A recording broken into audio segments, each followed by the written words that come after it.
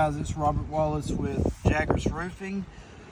Today we're on claim number 0785655275.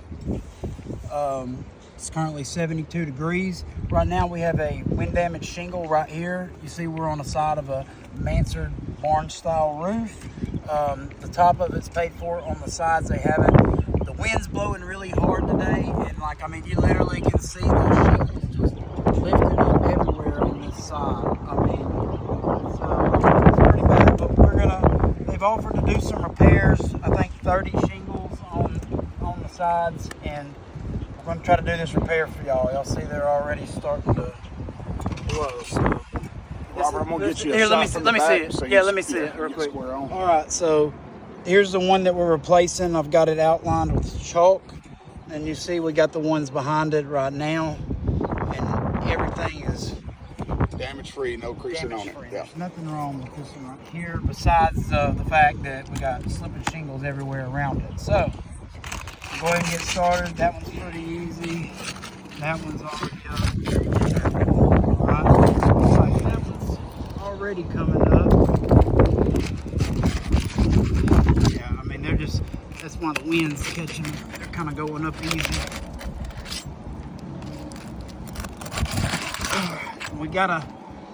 That's the one above it. We gotta go one more because the nails catch at the top of that shingle. So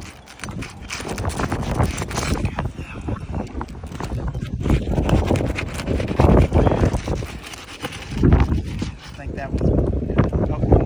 So we got them broke loose. Now we gotta find out where our nails are. Give me a piece of chalk. It's our shingles. Lift up here, so we got a nail here.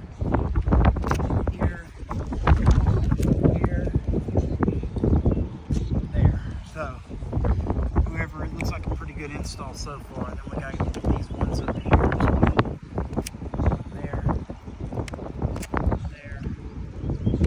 There, and there's 8 total nails. Right here. So, start. Use this flat bore. It is best if you keep just a smooth. Hey, hold on, don't move, Robert. Oh. No, you're good right there. I want to show them something. So, some insurance companies like to get us to use or request that we use it's called a roof snake. Great idea, just wrong inception. It doesn't actually work the way it's supposed to. It ends up with an improper install. But what I wanted to show you is completely underneath getting to that nail. You can see that bar's got about a 15-degree bend on it, and you see that the shingle's not getting lifted any more than that. We've been doing this for 20 plus years. That is hands down the best tool for a roof repair on the planet, especially if you're trying to be careful and not damage the shingle.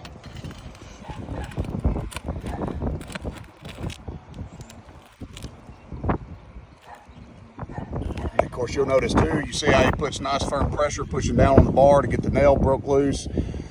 Some people will try to jackhammer it, and then if you slip off the nail, you end up puncturing through the shingle. The whole idea behind this is we're being overly careful, even more careful than when somebody's traditionally doing a repair. But that's because for the purpose of this video, we are trying to show that there's nothing that we are doing to damage the shingle, that if there ends up being any damage as a result of this repair attempt, that is in fact due to the roof being too old and too brittle to repair. All right, so I've got all of them at the nail strip. If you've never seen one of these, I want to show you what I mean by catching the top of the shingle. So here's our shingle, and it's loose in the nail strip. These nails on the other nail strip have caught that. That's why you have to manipulate more than one shingle in order to do that. So you're saying the nails and the shingle above its nail strip catches the top of the shingle being repaired? Is that correct? That's correct. And we talk about this stuff out loud, guys, on this video because we understand most of the people that watch these videos are not roofers, so we want to make sure we're answering any and all questions that they could possibly have as we do this video. So you're going to hear us talk about things that if you're a roofer watching, it's simplex. You should already know that, but we always have to take into consideration the people that's reviewing this have never roofed before. All right, because this is a mansard style roof, we're looking at a 38-40 pitch right here. When I lift this one up, this is more than likely going to slide out. If it don't, it's a good sign. Okay, it's not going to hit me today. Hold on right there, Robert. So you guys see where you can see the shiny and then you don't, right? And you see kind of the chunky stuff on it. That is mat transfer. That means the shingle above it. In the process of breaking that loose, you can see the mat transfer. You can see it underneath.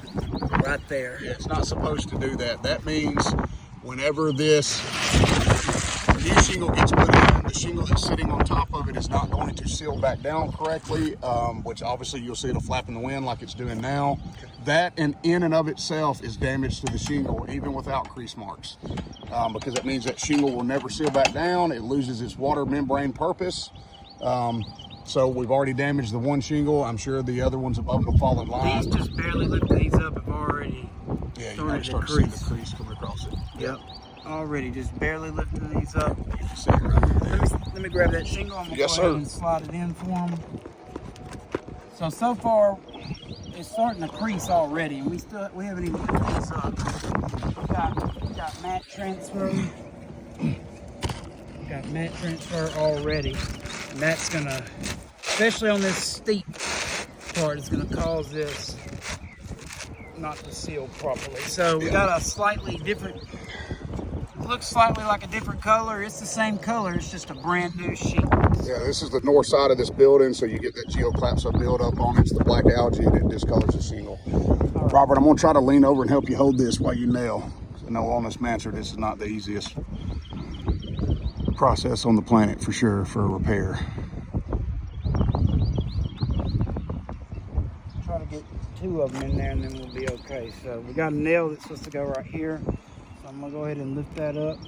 And then you'll see right there, he's at about a 30-degree angle. Manufacturer gives us to 45 on the repairs to lift that shingle, to be able to get the nail seated properly and make sure the nail head is flush with the shingle. Gotcha. That's the issue with that roof snake, is whenever you go to nail the nails, the tool itself holds the nail, but it's not a tight hold and the nail ends up going crooked. So we want to make sure that when we're driving this nail down, that we are making sure the head is flush with the surface. That is a proper install. If it does anything other than that, it's improper.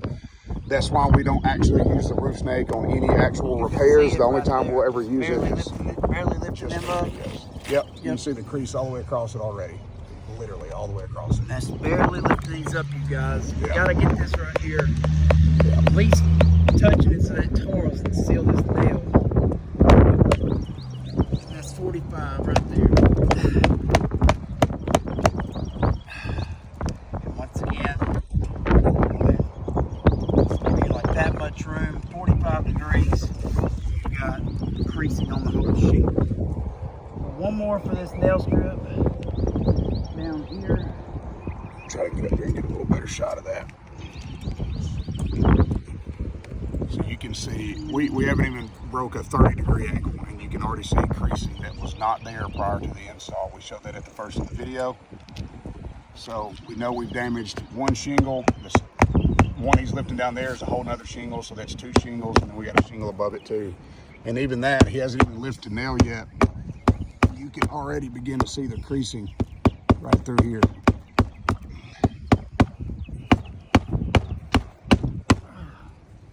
Okay. So you don't want to put these nails in the same nail hole. You want to make a different nail hole. Purpose of that is to grab fresh decking, correct? That is correct. I'm going to have to come up with a step.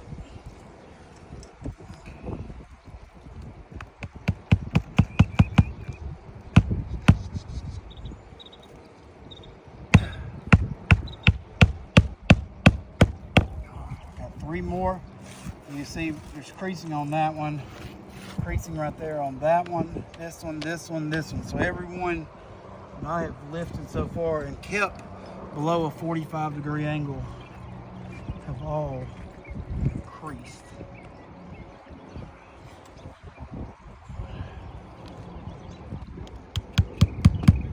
And again, you can see right now he's at about a 25.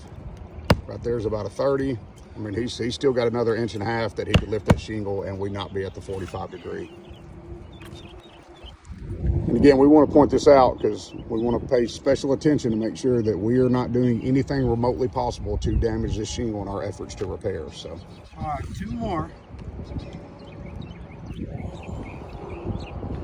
Got to get it right here in this nail strip.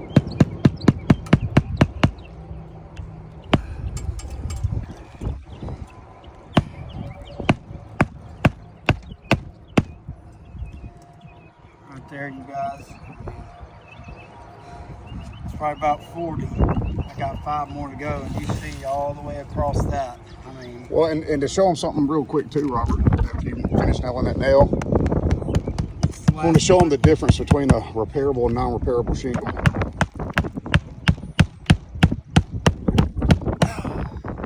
Last one, once again, creasing on that one. They're not down. going You to see it right there at the top. They all have mat transfer. Yeah. They're not going to seal properly. So you can see kind of the chunky underneath where you see the shinies there and the shinies not. That's because it's stuck to the bottom of the shingle. It'll never seal back up. But I want to show you something right here too. This is the new shingle. I'm going to lift this up. That right there is a 90-degree bend.